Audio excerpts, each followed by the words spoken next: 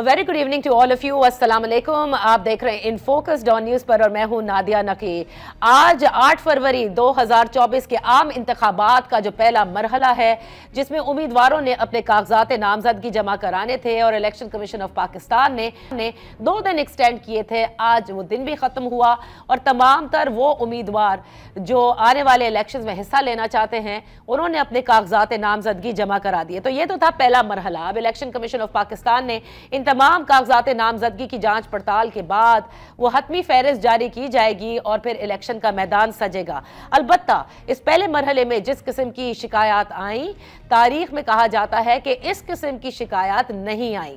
जो हालात और वाकयात आए जिसके अंदर तहरीक इंसाफ सबसे ज्यादा शोर मचाती नजर आई और कहती रही कि पंजाब में खुसूसन उनके साथ जो है वो इम्तियाजी सलूक हुआ और बहुत सारे उम्मीदवार जो अपने कागजात हासिल करना चाहते थे, कागजात नामजदगी की हुसूली में उन्हें डराया गया, धमकाया गया, कागजात छीने गए, कहीं उनके घरों के ऊपर रेड हुए। ये वो तमाम शिकायतें हैं जो तहरीक इंसाफ की जानिब से की गई और सोशल मीडिया पे कई ऐसी वीडियोज़ हैं जो कि शेयर की गई। अलबत्ता अब जहाँ जहाँ से कागजात नामजदगी जमा हो गए हैं, बहुत सारे ऐसे भी होंगे कि जो शायद नहीं हो सके। ये तो अब वक्त ही बताएगा कि जब दीगर जमातें कोई किसी किस्म की कोई शिकायत लेकर आएंगी। लेकिन उमूमी तौर पर उन दीगर जमातों में जिसमें पाकिस्तान मुस्लिम लीग नून है, पाकिस्तान पीपल्स पार्टी है, ANP हो गई, या और जो जमात इस्लामी है, मुत्तहिदा कौमी मूवमेंट है, इनमें से किसी की जानिब से इस किस्म की शिकायत मौसूल नहीं हुई जहां ये कहा गया हो कि हमें कागजात हासिल करने में और जमा कराने में किसी किस्म की कोई दुश्वारी हुई हो। आज बिलावल भुट्टो जरदारी साहब ने भी, उनके भी कागजात जो है वो लाहौर से भी जमा हुए और उसी रिवायती हलके से जमा कराए गए जहाँ शहीद जुल्फ़िकार अली भुट्टो और मोहतरमा बेनज़ीर भुट्टो ने भी इलेक्शन लड़ा था। मियाँ नवाज शरीफ साहब ने भी अपने कागजात जमा कराए, लाहौर से भी वो कंटेस्ट करेंगे और एक तो मानसहरा से वो पहले ही करा चुके हैं। इसी तरह से अगर देखा जाए तो बहुत सारे ऐसे हलके होंगे जिनके मद्दे मुकाबिल बड़े कांटेदार मुकाबले होने जा रहे हैं। लेकिन ये सारी जब हतमी फहरिस्त जारी हो जाती है, अलबत्ता इलेक्शन कमीशन ऑफ पाकिस्तान पे कई सवालात उठते हैं, क्योंकि बहरहाल बहुत जगहों पर ये वाकयात जो हुए हैं वो नहीं होने चाहिए थे। कौन से मुल्क में ऐसा होता है कि जहां पर आप इलेक्शन लड़ना चाहते हो, उम्मीदवारों के हाथों से इलेक्शन पे जो नॉमिनेशन पेपर्स है वो छीन लिए गए हों। आज इस पर भी बात करेंगे। दूसरी जानिब पाकिस्तान मुस्लिम लीग नून जो कि पंजाब में सबसे ज़्यादा बड़ा मैदान सजाने को है और ये कहती है कि उनको किसी किस्म की कोई दिक्कत नहीं है, क्या उनकी नज़र से भी ये सब नहीं गुजरा? वो इस बारे में क्या सोचते हैं, ज़रा इस हवाले से भी बात करते हैं। इन फोकस हैं शेख रोहेल असगर साहब, पाकिस्तान मुस्लिम लीग नून के सीनियर रहनुमा। Thank you so much for joining us. Sheikh साहब, अब तो मेरा ख्याल से आज जब कागजात नामजदगी जमा कराने का आखिरी दिन भी था, तो अब इलेक्शन भी होने को हैं, तो अब पाकिस्तान मुस्लिम लीग नून को किसी लेवल प्लेइंग फील्ड की तो शिकायत नहीं है। किसी किस्म का मैं नहीं समझता। मैं यहाँ पे कभी कभी मुझे अजीब सा लगता है कि देखें, मैं अपना आपका अल्लाह भला करे, उसमें ये होता है कि जो सियासत को समझते हैं, जो सियासी वर्कर हैं, मतलब ये तो कोई समझने की बात नहीं होती, इसमें कंफ्यूजन होनी नहीं चाहिए। मैं वैसे दोस्तों से मैं हमेशा यही कहता हूं कि असल आपका इलेक्शन तो इलेक्शन के बाद से शुरू हो जाता है। लोगों से आपकी इंटरेक्शन जो है वो तो इलेक्शन तक ही नहीं होती, इलेक्शन के बाद शुरू होती है। असल इम्तिहान तो आपका बाद में शुरू होता है। और अगर आप सारी टेन्योर में आप दोस्तों के साथ, अपने साथियों के साथ, अपने हल्के के साथ जुड़े रहेंगे तो फिर आपको शायद मेहनत कम करनी पड़ती है। तो इसलिए एक बात और ये है कि कंफ्यूजन तो होनी नहीं चाहिए।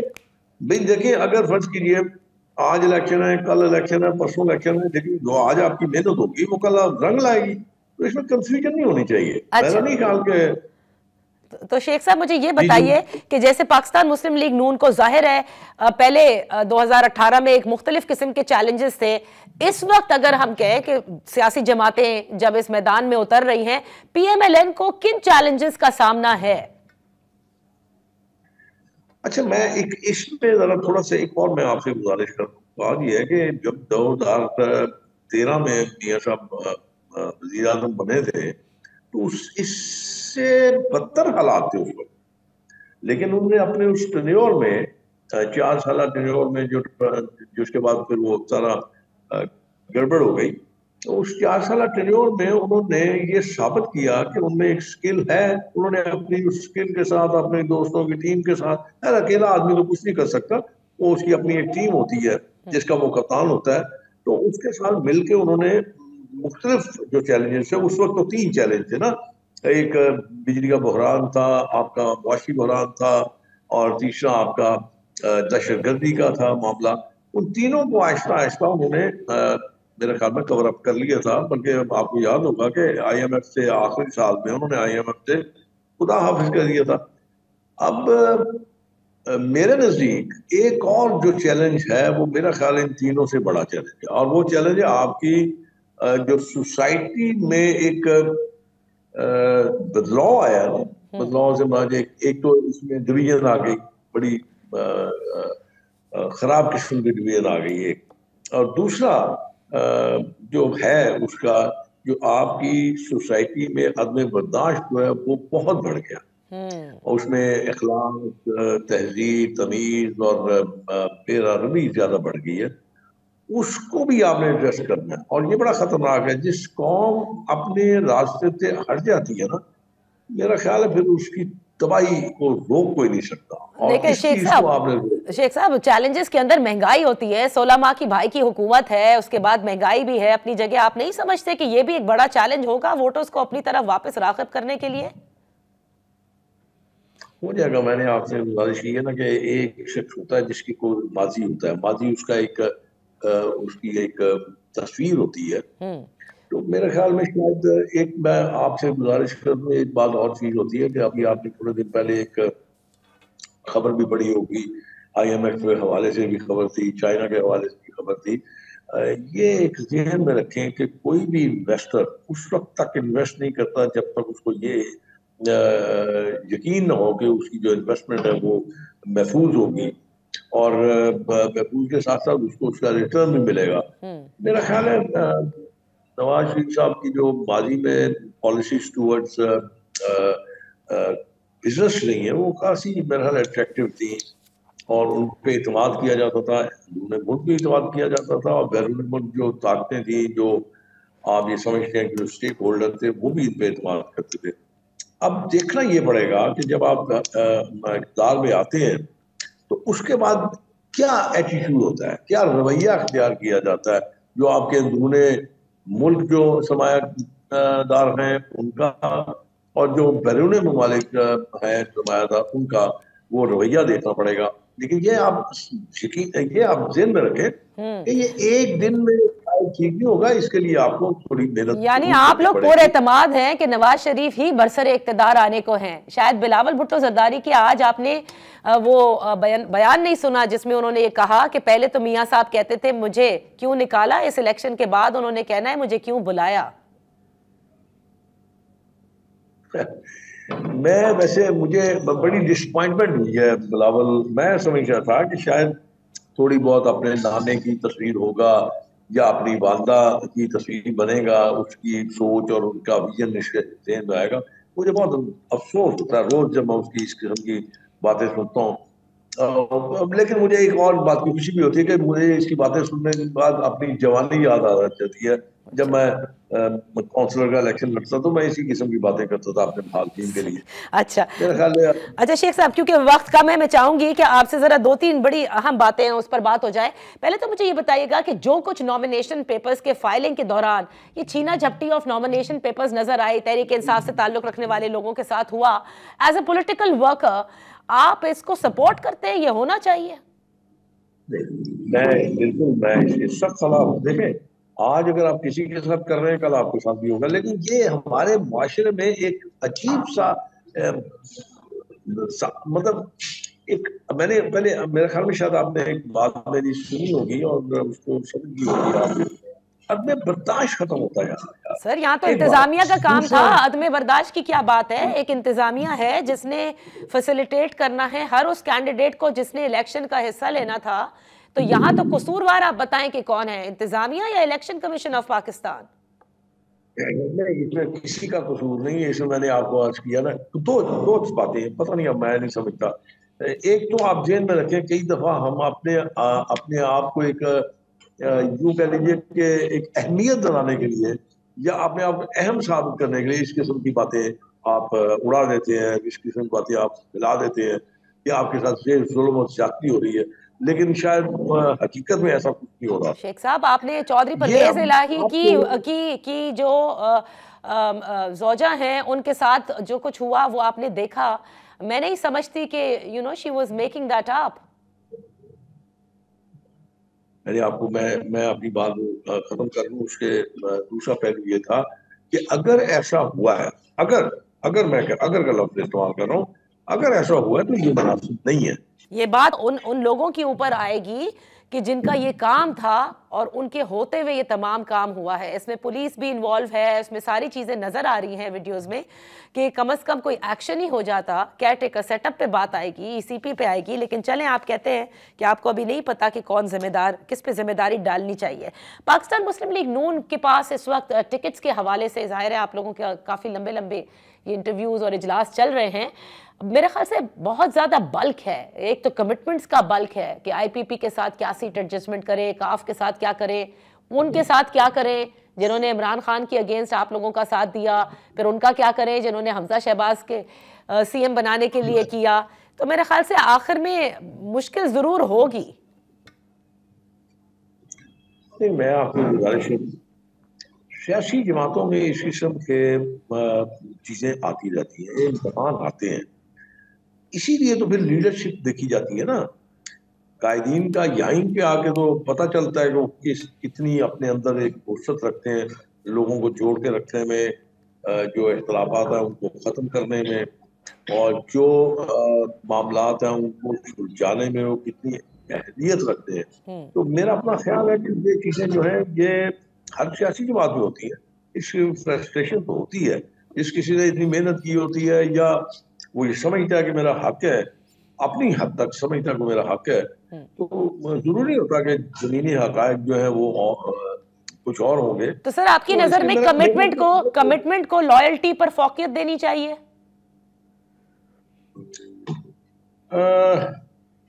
असल पे मैं इस बारे में कुछ कह नहीं सकता क्योंकि मैं उस पोजीशन में नहीं हूँ कि मैं आपसे इस बारे में कुछ अर्ज कर सकूं।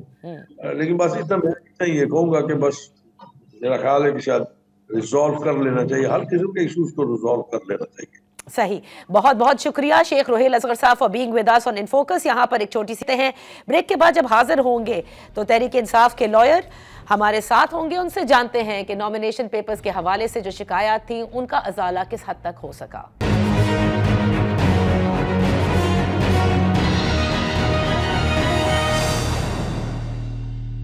Welcome back. इंतखाबात 2024 में जो पहला मरहला जो कि कागजात जमा कराने का है, उसमें अगर सबसे ज़्यादा अगर किसी की ग्रीवेंसेज हैं तो वो तहरीक इंसाफ की हैं। हर मामले पे हम देख रहे हैं कि बल्ले का निशान भी गया और उसके बाद के भी जो सारे मामलात और वाक़यात हैं वो सोशल मीडिया पर हमें ज़्यादा नज़र आए। शिकायतें इमेंस, लेकिन फिर इन शिकायत के ऊपर हमने ये भी देखा कि इलेक्शन कमीशन की जानिब से मरासला भी भेजा गया सूबाई इलेक्शन कमिश्नर्स को, चीफ सेक्रेटरीज को, कि वो तमाम तर जो शिकायत हैं उनका अजाला करें कानून के मुताबिक। इस वक्त हमारे साथ है वकील तहरीक इंसाफ इंतजार हुसैन पंचोता साहब। Thank you so much for joining अस। आज क्योंकि पहला मरहला जो है वो ख़त्म हुआ, तो क्या जो इलेक्शन कमीशन की जानिब से मरासला भेजा गया था आप लोगों की शिकायत के ऊपर, जो इनसे मुलाकात हुई थी आप लोगों की, उसके बाद क्या बेहतरी आई इंतजार साहब? बहुत शुक्रिया आपका। मैं नहीं समझता कोई बेहतरी आई। इनफैक्ट जब हम बाहर निकले जो हमें तसल्लियां अंदर उस वक्त भी हमें महसूस हो रहा था कि ये जस्ट लिप सर्विस है और कोई कंक्रीट और सीरियस अमल दरामद इस पर नहीं होगा। बड़ा अनफॉर्चुनेट है जी कि इलेक्शन कमीशन ऑफ पाकिस्तान के नुमाइंदे ने सुप्रीम कोर्ट के सामने जो अश्योरेंस दी, उस अश्योरेंस को ही इटसेल्फ उन्होंने कर दिया है कि वो उसके ऊपर कोई अमल दरामद नहीं हुआ। सबसे बुनियादी जो चीज इस वक्त हमारे सामने है कि हम क्या लीगल एक्शन लें। हमारे पास सिर्फ लीगल एक्शन लेने के अलावा, आईनी रास्ता लेने के अलावा कोई और रास्ता नहीं है। हम कंटेम्प्ट ऑफ कोर्ट में जा रहे हैं पहले वर्किंग डे के ऊपर इलेक्शन कमीशन ऑफ पाकिस्तान के खिलाफ और बाकी तमाम सूबाई हुकूमतों और फेडरल गवर्नमेंट के खिलाफ, क्योंकि सुप्रीम कोर्ट में 2 नुमाइंदे वहां पर मौजूद थे। बुनियादी तौर पर इलेक्शन कमीशन तो ओवरऑल इंचार्ज है पूरी एडमिनिस्ट्रेशन का इस वक्त, क्योंकि शेड्यूल आ चुका है। तो ये बेसिक और बुनियादी जिम्मेदारी इलेक्शन कमीशन ऑफ पाकिस्तान की है कि वो हर एक की जो ग्रीवेंस है, इनफैक्ट जो सुप्रीम कोर्ट ने कहा था कि आपको ये हम इनको आपकी तरफ रेफर कर रहे हैं और कोई शिकायत हम तक ना आए, लेकिन शिकायत ने क्या हल होना था या हमारे ग्रीवेंसेस ने क्या रिड्रेस होना था, हमें तो इटसेल्फ इलेक्शन कमीशन से शिकायत है कि जिस वक्त हम मीटिंग करके आए हैं उसके 2 घंटे बाद उन्होंने हमारा बल्ले का निशान वापस दे दिया। तो एक ऐसा इलेक्शन कमीशन जो इमरान खान को इंडाइट करने जेल में चला जाता है, एक ऐसा इलेक्शन कमीशन जो हमारे खिलाफ पार्टी बना हुआ है, उससे हमें कोई तवक्को नहीं है। लेकिन फिर भी हम ये अपना आईनी हक इस्तेमाल करेंगे, हम हक ये हर जगह पर आवाज उठाएंगे कि कम से कम जो हो रहा है वो सारी दुनिया देखे। और ये इलेक्शन जो है इसकी क्रेडिबिलिटी आपके सामने है कि जब 75% से ज्यादा अवाम जिस जमात के साथ है उसको इटसेल्फ इस पूरी रेस से बाहर कर दिया गया और बाय फोर्स किया गया है। मैं आपको तो क्या आप ये कह रहे हैं इंतजार साहब, एक तो ये कि आप कंटेम्प्ट ऑफ कोर्ट की प्रोसीडिंग्स करवाना चाहते हैं इलेक्शन कमीशन के खिलाफ, right? This is what you said. जी बिल्कुल। दूसरी चीज मुझे ये बताइए कि क्या इन मतलब कई जगह नॉमिनेशन पेपर्स तो बड़े आराम से भी फाइल हुए, शाह महमूद कुरैशी साहब के देखे, उनकी साहबजादी के देखे, आखिर तक हमें तो और भी बहुत सारे नाम आज Hammad Azhar, all of those, इन सब के हो गए हैं। तो ऐसा नहीं है कि कोई लोग रह गए हों या रह भी गए हैं। देखिए बहुत ज्यादा लोग रह चुके हैं और आपके सामने है कि ननकाना साहब से हमारे कैंडिडेट के वो बिलाल वर्क साहब, उनके चेहरे और उनकी आंखों के ऊपर जिस तरह का तशद्दुद है, आपने पाकिस्तान की तारीख में ऐसे फुटेजेस देखे हैं। उनका क्या कसूर है? उनका क्या कसूर है कि वो पाकिस्तान की अवाम की नुमाइंदगी करना चाहते हैं और उनका ये कसूर है कि अवाम जो है उनके पीछे खड़ी हुई है। उन्होंने क्या जुर्म किया है कि अपने कागजात नामजदगी वो जो उसको जमा करवाने गए और आगे जिस तरह से तशद्दुद उनके ऊपर किया गया। कल लाहौर बार के सदर जो है वो गए अपने एक और साथी वकील के साथ कि उनके नॉमिनेशन पेपर जमा हो सके, लेकिन उनको धक्के मारकर वहां से निकाला गया। तो ये चीजें अनप्रेसिडेंटेड हैं। आपने जिस तरह फरमाया जो कागजात जमा हुए हैं वो पता नहीं कैसे हुए हैं, कुछ तो हुए, कुछ का भी हमें बिल्कुल नहीं है कि अंदाजा कि वो एक्सेप्ट भी हुए हैं या नहीं हुए, क्योंकि जो रिसीविंग है वो इटसेल्फ नहीं है। उसके बाद अब क्या हो रहा है, जिनके कागजात जमा हो गए तो ये रिसीविंग सिर्फ आपका तो नहीं ना, उनके घरों पर रेड हो रहे हैं, उनको उठाया जा रहा है। तो ये क्या हो रहा है? अच्छा, तो इंतजार साहब अब मुझे बताइए कि देखें, कागजात जमा कराने की ज़ाहिर तारीख, वक्त सब खत्म हो चुका है। आप लोग ये कहते हैं कि तहरीक इंसाफ से बहुत सारे लोग ऐसे थे जिन्होंने जमा कराना था वो नहीं करा सके, तो अब तो कुछ भी नहीं हो सकता ना। वो तारीख भी गुजर गई, वो वक्त भी गुजर गया, या अभी भी आप समझते हैं कि कोई कानूनी रास्ता बाकी है? देखिए जी, कानून जो है वो इक्वालिटी की बात करता है। आइन का आर्टिकल 25 हमें इक्वालिटी का और सबको कानून के बराबर के सामने एक जैसी बराबरी का हक देता है। हम वो हक मांगेंगे। उस हक के तहत अगर हम जहां जहां पे हमने तमाम शिकायत जो हैं वो इलेक्शन कमीशन ऑफ पाकिस्तान को भेजी। अनफॉर्चुनेट ये है कि आपको मजे की बात बताऊं कि इलेक्शन कमीशन का जो शेड्यूल आने के बाद, डिस्पाइट अनाउंसमेंट, मैसिव अनाउंसमेंट और ह्यूज अनाउंसमेंट्स और क्रेडिट लेते हुए कि जनाब हम जो है वो 24 घंटे काम करेंगे और हमारे खुले होंगे, आज सारा दिन इलेक्शन कमीशन इटसेल्फ बंद था, ताले लगे हुए थे। तो जब इलेक्शन कमीशन शेड्यूल देने के बाद एक कंप्लेंट का एक नंबर दे के उसके बाद गायब हो जाए, तो ये कैसा इंसाफ है और ये क्या है? इसके ऊपर तो हम अदालत में ही जाएंगे और ये अपना हक तो जरूर हासिल करेंगे। अच्छा। रहा सवाल कि क्या जो हमने उनसे उस दिन जो मुतालबा किया था चीफ इलेक्शन कमिश्नर साहब से, हमने कहा कि आप कम से कम ऐसा एक मैकेनिज्म अनाउंस कर दें कि for the time being you have the authority, you are the power. तो अगर जिन लोगों को शिकायत हैं और उनकी शिकायत आप तक पहुंच जाती है बतौर इलेक्शन कमीशन, यहाँ पे या आपके जो सूबाई दफातर हैं या ज़िलाई दफातर हैं, तो जिनकी कंप्लेंट पहुंच गई है उनको आप कंसिडर करें या आप अनाउंस करें। जब आप ये अनाउंस करेंगे तो उसके बाद जो जो हैरेसमेंट चल रही है ये सारी खत्म हो जाएगी। लेकिन अनफॉर्चुनेटली उन्होंने कहा कि हम इसके ऊपर जो है एक मीटिंग करेंगे और हम फैसला लेके अनाउंसमेंट करेंगे।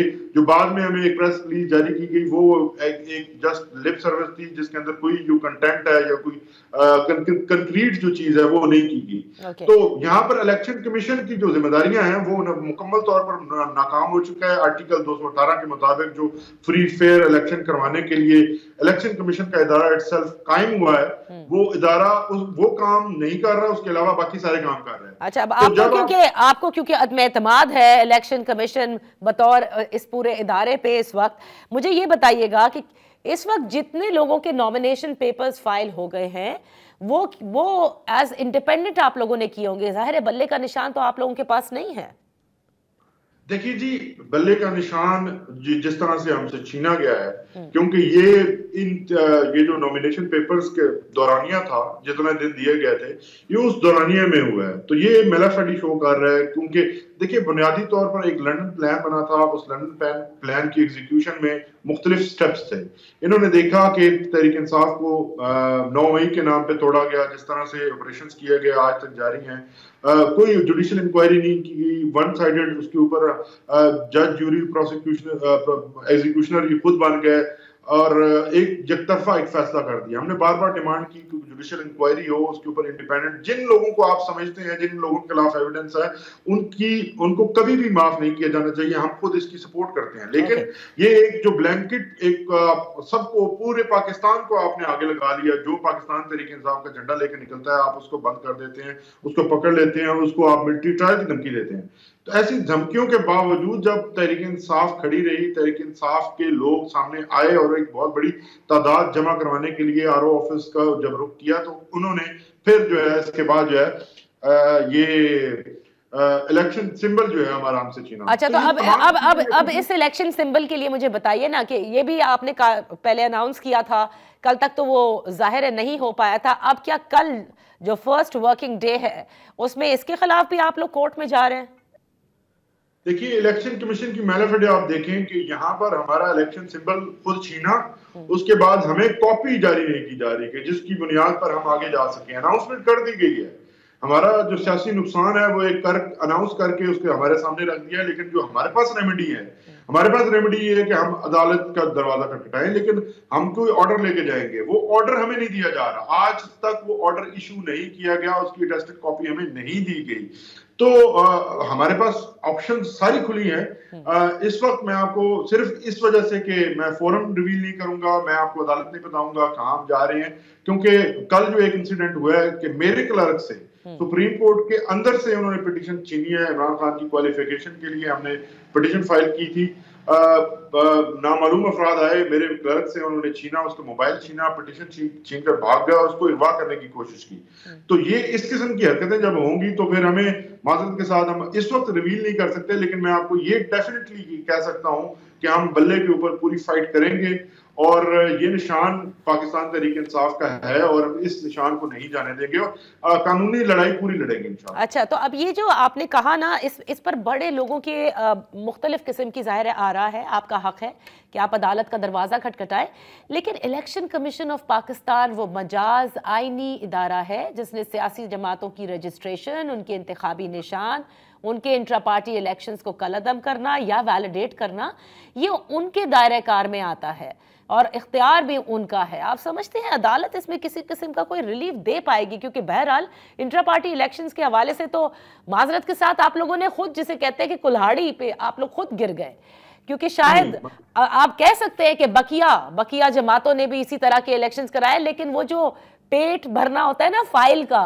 वो आप लोगों ने नहीं भरा जो बाकी लोग भरते हैं। देखिए, ये मैं आपको इसके ऊपर वादे तौर पर ना मैं ये एक्सक्यूज दूंगा कि दूसरी जमातों को देखेंगे, दूसरी जमातों को ना देखना जो है वो उनकी जिम्मेदारी है। वो नहीं देखते तो आवाम तो देख रही है कि एक तहरीक इंसाफ को टारगेट किया जाए। हम अपनी जिम्मेदारी की बात करेंगे, हमने अपनी जिम्मेदारी पूरी तरह से निभाई।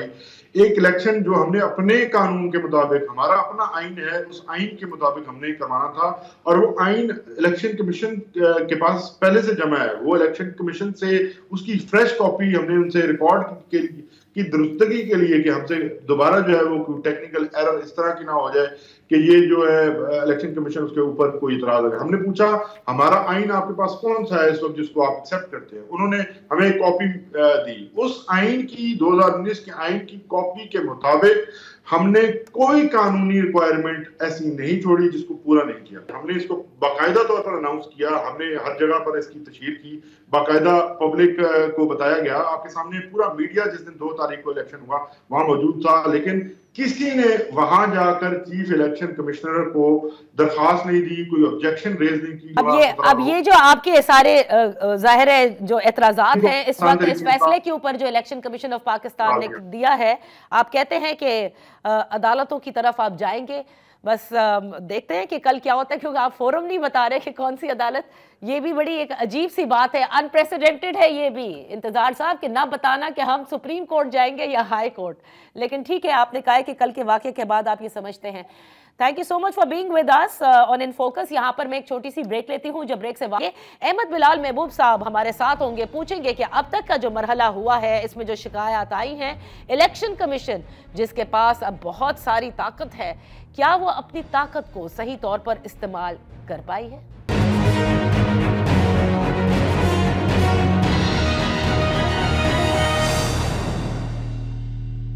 Welcome back. अब जो कुछ नॉमिनेशन पेपर्स की फाइलिंग में हुआ जिसका आज आखिरी रोज था, उस हवाले से इलेक्शन कमीशन ऑफ पाकिस्तान पर भी कई सवालात उठे। आज इस हवाले से बात करेंगे, अहमद बिलाल से डायरेक्टर हैं PILDAT. Thank you so much for joining अस।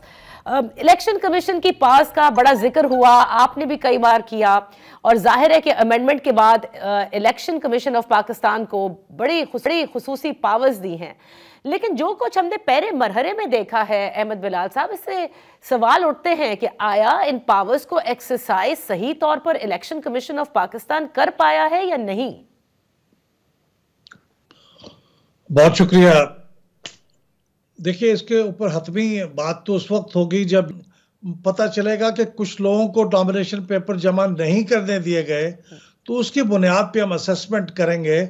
लेकिन जो वाकयात सामने आए हैं उसकी बुनियाद पे तो इलेक्शन कमीशन ने चीफ सेक्रेटरीज को भी ख़त लिखे हैं और उनको भी सख्त नोटिस लेने का कहा है, और अदालतों ने भी नोटिस लिया है। तो मैं समझता हूं कि बावजूद इसके कि ये जो वाकयात हुए हैं ये नहीं होने चाहिए थे, लेकिन इलेक्शन कमीशन ने अपनी पावर्स एक्सरसाइज की हैं। अच्छा। इलेक्शन कमीशन जाहिर है उसकी अपनी तो पुलिस फोर्स नहीं होती है, वो उसी पुलिस फोर्स के जरिए अपनी बातें एनफोर्स कराता है और उसी एडमिनिस्ट्रेशन के जरिए कराता है जो मुल्क की होती है। लेकिन इसके बारे में मैं समझता हूँ हमें कुछ तरह इंतजार करके ये पता लगाना पड़ेगा कि क्या वाकई कुछ लोगों को कागजात नामजदगी जिनके दाखिल होने चाहिए थे वो नहीं हो सके। अच्छा, एक चीज तो ये अहमद बिलाल साहब वजह फरमाया आपने कि जिनके नहीं हो सके वो अब आहिस्ता आहिस्ता सामने आएंगे, लेकिन जो वाकयात हमारे सामने आए वो मेरे ख्याल से बड़ी अजीब किस्म की नौयत के हैं। यानी हर शख्स को जिसको हक है कि वो इंतखाबात में हिस्सा ले, वो अपने नॉमिनेशन पेपर्स के हुसूल के लिए अगर इस किस्म की जो बर्ताव हमें सोशल मीडिया पर भी वीडियोस शेयर की गई, जो ख़वातीन के साथ सलूक हुआ, तो आपने वजह फरमाया कि इलेक्शन कमीशन ज़रूर हिदायत दे सकता है, लेकिन ये मामला सिर्फ आज नहीं हुए, ये सिर्फ कल नहीं हुए, 2 दिन तो एक्सटेंशन दी गई, उससे पहले भी जो सारी शिकायत आ रही थी। तो ये अच्छा नहीं था कि या तो फिर अफसरान ही तब्दील कर दिए जाते? ये सब भी तो दायरा इख्तियार में है इलेक्शन कमीशन के। जी बिल्कुल, और फिर मेरे ख्याल में इसमें तहकीक की भी ज़रूरत होती है कि ये जो वाक़यात जिनकी रिपोर्ट सोशल मीडिया पे हुई है वो वाकई दुरुस्त हैं या उनमें से कुछ ऐसे हैं जो मिस इन्फॉर्मेशन के कॉन्टेक्स्ट में आते हैं। मैं ये नहीं कह रहा कि सारे गलत होंगे, लेकिन बहुत से सही होंगे। लेकिन इलेक्शन कमीशन को भी थोड़ी सी तहकीक करनी पड़ती है इससे पहले कि वो किसी ऑफिसर को तबादला करने के लिए कहे, क्योंकि बहरहाल तबादला भी अगर होगा तो हम रियलिटीज को फेस करें कि वो इंतजामिया से ही कोई दूसरा आदमी आएगा ना। सही। और अगर इंतजामिया पे बहसियत मजबूरी कुछ साया है आसेब का, तो फिर वो अफसर को तब्दील करने से क्या होगा। हाँ, तो ये जो आसेब का साया है, जो डिमांड थी तहरीक इंसाफ की कि जुडिशल अफसरान होने चाहिए हैं as ROs and DROs rather than members from the executive, क्या वो इस आसेब के ज़ेरे साया आते? बिल्कुल बिल्कुल। देखिए 1985 से ऑनवर्ड्स तो हमारे पास जुडिशरी के ही लोग रहे हैं ना। किस इंतखाब को सबने क्लीन बिल ऑफ हेल्थ दे दिया और कहा ये हमें कबूल है। अब एज लेट एज 2018 उसके इंतखाब को भी दूसरी पार्टियों ने रिजेक्ट किया, और 2013 में जिसमें PMLN जीती उसको PTI ने रिजेक्ट किया, बल्कि उसके खिलाफ एक एजिटेशन बर्पा किया, और उसके बारे में पाकिस्तान की हिस्ट्री में पहली बार चीफ जस्टिस ऑफ पाकिस्तान की ज़ेर सदारत एक ट्राइब्यूनल बना। फिर उसने ट्राइब्यूनल ने फाइंडिंग्स दी कि इंतखाबात बहैसियत मजमूई तो ठीक थे, जो रिजल्ट लोग जिनके ऊपर शो करना चाह रहे थे ट्रस्ट, उन्हीं को मिला है। तो ये लेकिन अदम एतमाद तो थ्रू आउट रहा है। सही, के जुडिशरी के लोग थे, इसलिए ये जो आसेब है ये जुडिशरी और इंतजामिया से ऊपर की कोई चीज है। यकीनन जिसकी केयर टेकर भी सुनता होगा शायद, क्योंकि इलेक्शन कमीशन अपनी तमाम तर ताकत रखते हुए आईनी तौर पर जो उसे दी गई हैं, वो अपना मरासला भी भेजे कि आप DC इस्लामाबाद चेंज करें, आप IG इस्लामाबाद को तब्दील करें, आप आहद चीमा साहब को फौरी तौर पर हटाएं, उसके बाद भी वो ना हटाए जाएं, तो यकीनन सिवाय मरासले के इलेक्शन कमीशन कर भी क्या सकता है जो उसने भेजा है कि आके जवाब दें। और चंद केसेस में तो मुरासला भी नहीं भेजा। मुझे बहुत अफसोस है कि सरफराज बुगटी साहब जो वजीर दाखिला थे, इतने पावरफुल पोजीशन पे थे, उनका ताल्लुक एक सियासी जमात से था, बलूचिस्तान अवामी पार्टी, और वो आखिरी वक्त तक उनका सेनेट की वेबसाइट के ऊपर उनका नाम बहैसियत सेनेटर के BAP के नुमाइंदे के तौर पे दर्ज था। तो ऐसा शख्स जो किसी पार्टी की नुमाइंदगी कर रहा हो वो केयरटेकर गवर्नमेंट में कैसे हो सकता है। बिलाखिर उन्होंने रिजाइन भी किया तो खुद से किया, और रिजाइन भी ऐसे किया कि अपने दफ्तर में एक पार्टी के सरबराह को बुला के प्रेस कॉन्फ्रेंस की, फिर बाद में उसी पार्टी के अंदर शामिल हो गए। तो अब ये भी एक टेस्ट केस होगा कि क्या वो इलेक्शन लड़ने के लिए उनके नॉमिनेशन पेपर्स को कबूल किया जाएगा या वो दुरुस्त नहीं होगा। मेरे ख्याल में तो उनका इलेक्शन लड़ना बिल्कुल दुरुस्त नहीं होगा, और ये एक केयर टेकर के निज़ाम से एक मजाक करने के मुतरादिफ होगा। तो ये उसके बारे में तो खत भी नहीं लिखा गया, मुझे बहुत अफसोस है। आप सही कह रहे हैं। तो फिर जो इलेक्शन यही मेरे सवाल हैं। ठीक है, हर इलेक्शन में आपने बिल्कुल सही फरमाया कि किसी को भी क्लीन हेल्थ बिल नहीं दिया गया, लेकिन एट द सेम टाइम ये तमाम वो बातें, क्योंकि अब हर तरफ केयरटेकर हों वो भी यही कहते हैं, आप इलेक्शन कमीशन को देखें वो भी यही कहते हैं कि इलेक्शन कमीशन के पास इतनी पावर्स हैं, अब तो ये भी किया जा सकता है, पोलिंग डे पर भी जो पावर्स बताई गई हैं वो भी इमेंस हैं, RMS सिस्टम का भी बड़ा जिक्र है। तो देखिए, जब वो अपनी ताकत का इस्तेमाल ही ना कर सके तो फिर इलेक्शन कमीशन पर ही सवाल उठेंगे कि मुझे नहीं समझ में आता कि कंप्लेंट ही क्यों करनी है जाके इलेक्शन कमीशन को। आपने देखा कि सुप्रीम कोर्ट ने तहरीक इंसाफ के लॉयर से कहा आप जाएं इलेक्शन कमीशन में बैठे, अटॉर्नी जनरल उनकी मावनत करें। इलेक्शन कमीशन खुद भी तो देख सकता है कि ये जो वीडियोस आ रही हैं या जहां लोगों की शिकायत हैं वो आखिर क्यों हैं। जी बिल्कुल देखना चाहिए। मेरा गुमान यह है कि वो देख भी रहे होंगे, लेकिन 100% तो मार्क्स नहीं दिए जा सकते। कहीं ना कहीं फ्लॉज हैं, कमियां हैं, उनको दूर करने की कोशिश करें। और ये भी मैं कह दूं कि दुनिया की जो मोस्ट डेवलप्ड डेमोक्रेसीज हैं वहाँ पे भी इसी किस्म की शिकायत इस नौइयत की इतनी ज़्यादा तो नहीं होती, लेकिन वहाँ भी शिकायत होती हैं। तो मैं अभी थोड़ा सा अपनी शिकायत को भी रिपीट करता रहूंगा और आप भी करते रहें, लेकिन अल्टीमेटली इलेक्शन कमीशन इंतखाबात को रीजनेबली एक फ्री एंड फेयर कर पाता है या नहीं, इसके बारे में हमें वर्डिक्ट जरा कुछ देर के लिए होल्ड करना पड़ेगा। अच्छा, लेकिन हम इलेक्शन कमीशन को तो कह रहे हैं अहमद बिलाल साहब, केयर टेकर सेटअप्स जो डिफरेंट सूबों में हमें नजर आ रहे हैं, उनकी जो न्यूट्रलिटी है या उनका जो फंक्शनिंग अभी तक हमारे सामने आई है, जिसमें लेट्स नॉट जस्ट इंक्लूड के नॉमिनेशन पेपर्स की फाइलिंग की बात हो रही है, इससे कबल भी जो शिकायत आई कि लोगों को MPO भी किया गया, ये सब मामलात भी तो केयर टेकर के ऊपर भी तो थोड़ा ओनस उनको भी लेना होगा ना इन तमाम मामलात का। जी हाँ, लेना होगा, और हर केस के बारे में उनको उनकी अकाउंटेबिलिटी होनी चाहिए। लेकिन आप देखिए खैबर पख्तूनख्वा में जो केयर टेकर गवर्नमेंट है और जो सिंध में केयर टेकर गवर्नमेंट है, ये दोनों तो इत्तफाक राय से ही केयर टेकर गवर्नमेंट्स बनी है ना। हाँ, पंजाब में ये मामला जरा आगे गया और उसकी वजह से फिर को अपॉइंटमेंट हुई। लेकिन बहरहाल अब ये भी केयर टेकर का निज़ाम भी एक क्वेश्चनेबल है कि क्या केयर टेकर गवर्नमेंट से वो मतलूबा न्यूट्रलिटी हासिल हो पाती है, नहीं हो पाती। मेरे ख्याल में तो ये फजूल निज़ाम है, इससे छुटकारा पा लेना चाहिए और इलेक्शन कमीशन को ही सारी चीज़ों को निगरानी करनी चाहिए और जो गवर्नमेंट है वही काम करती रहे।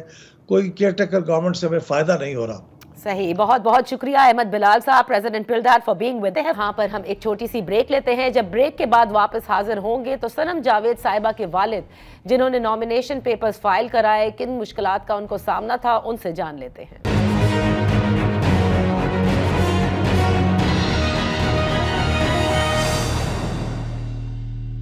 Welcome back. तहरीक-ए-इंसाफ की सनम जावेद साहिबा के हवाले से ये खबर आई थी कि उन्होंने ये फैसला किया है कि जहाँ जहाँ से मरियम नवाज साहिबा इलेक्शन कंटेस्ट करेंगी वहाँ वहाँ से तहरीक-ए-इंसाफ उनके कागजात नामजदगी जमा कराएगी। आज उनके वालिद जावेद इकबाल साहब हमारे साथ इस वक्त लाइन पर मौजूद हैं। उनसे पूछते हैं कि उन्होंने कहाँ कहाँ से सनम जावेद साहिबा के ये नॉमिनेशन पेपर्स फाइल किए हैं। Thank you so much for joining अस। जावेद इकबाल साहब, फिर बताइए कहाँ कहाँ से कंटेस्ट करना चाह रही हैं सनम जावेद साहिबा? सनम जावेद जो जहाँ जहाँ से उसकी पार्टी ने उसको डायरेक्शन दी है वहां से इलेक्शन लड़ना चाह रही हैं।